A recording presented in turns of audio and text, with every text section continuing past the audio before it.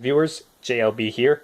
As I promised on my last video, I am going to be showing you I'm going to be giving you my review of the movie that I recently saw and you saw my reactions to, the Paw Patrol movie, Mighty Pups. So without further ado, let's get to it. First off, I can't really say enough of how good the animation actually is. I mean, just watching the pups move is enough to get you interested. But when they get their powers, that's when things really get going. And, well, the camera work and cinematography, I gotta say, it lives up to Paw Patrol standards. Not that it's bad or anything, but let's just say that it sticks with the formula that it's been to throughout most of the series since it debuted on Nick Jr. here in the US about 5 or 6 seasons ago. Whatever. Let's move on. Now, as for the character development and articulation, gotta say, this is really quite an improvement. Well, not to say the character improvement and articulation, or character improvement / character development. That's not to say in past episodes it was bad or anything. It's just, it was a little bit better in this episode. Well, we'll call it, it's not an episode really, it's a movie, but some call it an hour-long episode, but whatever. Ignore the haters. So, the character development in this, top-notch. It focuses on Chase not all the time, but most of the time, showing how he's struggling with being able to lead this new team of superheroes. And he has to think like Ryder. Now, obviously, he'd do that on any mission he's on when Ryder wasn't available, but in this mission, he is taking a whole new step further when it comes to leading the pups. Taking a whole new step forward. And as for the new character that was introduced, Harold Humdinger, I gotta say, well, I'll talk about the separate characters individually later, but Harold, he has to be my favorite character in the whole show, because you can't have a superhero movie with great superheroes without an equally evil supervillain. And speaking of the heroes and villains, let's talk about them. Now, the characters in the show. We'll start with Chase, since he's the, quote, leader of the team. He got super speed, which means that he's a lot faster than he used to be. And I gotta say, he shows he has pretty good leadership skills. And the rest of the pups, well, they're more of themselves. They're more of themselves, in a sense. Same for the rest of the town residents.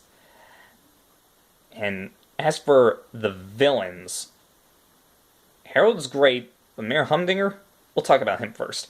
Mayor Humdinger, not so great. He was never really my favorite villain in the whole series. That honor actually belongs to another character in the show called Sweetie, the royal pup of a kingdom called Barkingburg, which is supposedly a parody of London. But that's beside the point.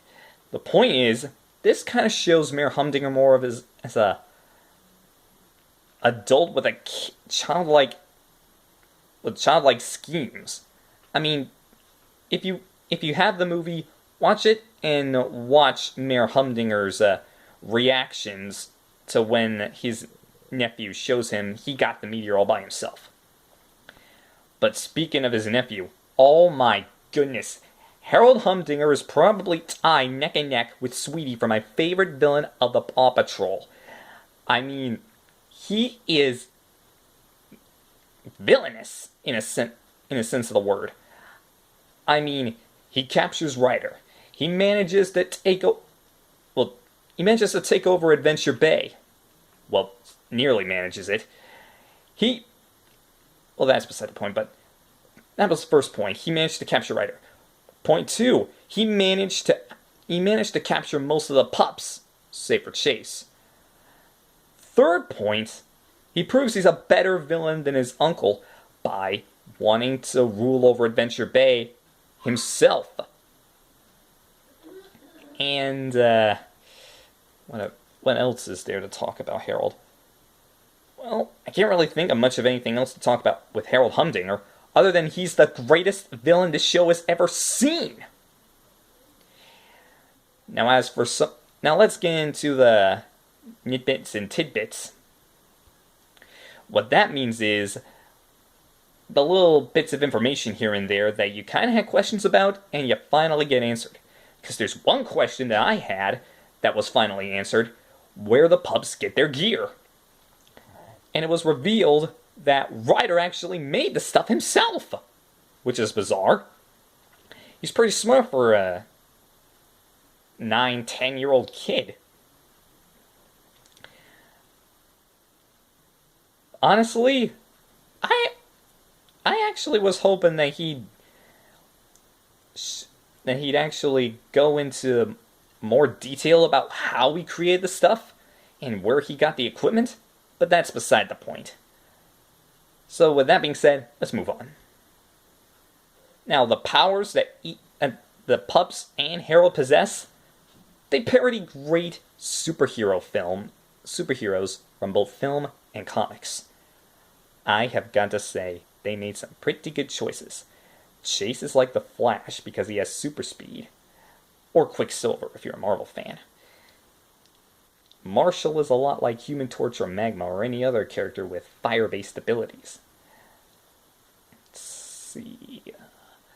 Sky is a combination of Red Tornado and Angel because of the tornado she rides on and her Wind Rider wings. Rubble's like Mr. Incredible because he's super strong. Rocky is like the Green Lantern. Zuma's basically like Aquaman, and Everest is like either Iceman or Frozone. Depending on whether you're in the Disney superhero camp or you're in the Marvel superhero camp with the X-Men. And Harold, he's basically based off the character of Forge because Forge can create all sorts of devices.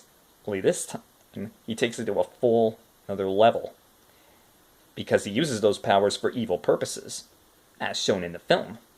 With that being said, let's move on to my final thoughts. In the end, I really enjoyed Mighty Pups for what it was. It was not only a great movie, but it was also a great superhero movie. The Marvel and DC extended universes, the Marvel Cinematic Universe and the DC Extended Universe could actually learn a lot from this film. That you can actually make an animated superhero film and actually make it a great one.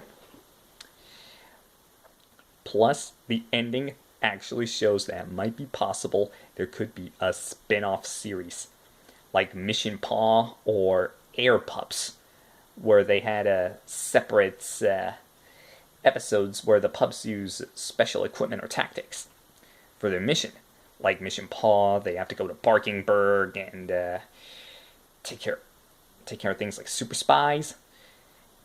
And on the Air Patrol, on the Air Pups, they have to use their airborne equipment like jetpacks and etc. This could be possible. It could be possible that Nick Jr.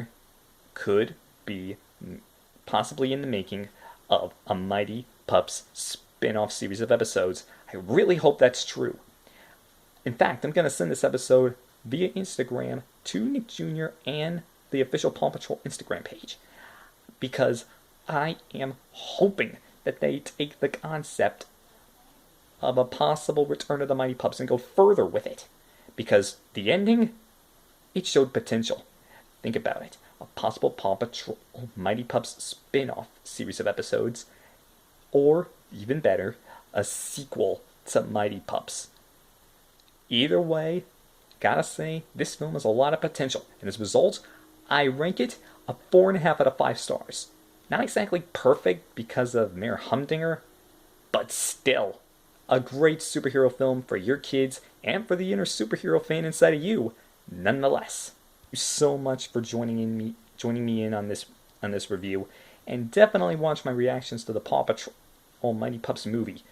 Gotta say, it was a blast watching it. It was a blast to share my reactions with you guys. So, until then, stay out of trouble. And, as the late great Stan Lee would say, EXCELSIOR!